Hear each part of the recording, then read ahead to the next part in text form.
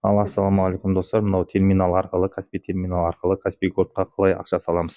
Бұл үшін Каспи Голдқа кіреміз. Бұл жерде Каспи Голдқа үш жағдайда саламыз. QR код арқылы және карточка арқылы және ин арқылы ақша саламыз. Ин арқылы ақша салуды кеше алдыңғы видеода көрсеттік. Енді келесі QR код арқылы, егер сіз иніңізді ұмытып қалдыңыз және карточкаңыз болмайтын болса, сіз QR код арқылы ақша сала аласыз. Ол үшін телефонымызда QR кодын ашамыз және осыған туралап түсіреміз. Бұл кезде мына автоматты түрде өзі терминал қосылады.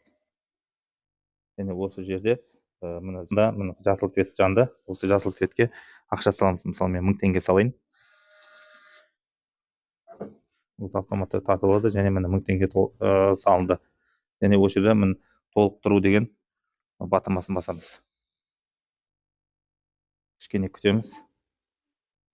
Бұл кезде бізге экранға осындай чекті басып шығарып береді. Осыны біз телефонға түсіріп алсақ болады, болмаса мынау батырма арқылы чекті басып шығару батырмасын бассақ, бізге чекті қағаз түрінде шығарып береді. Чекті қағаз түрінде шығарып береді. Бұдан соң лайк басамыз, тіркелеміз және осындай қызықты видеолар күтеміз.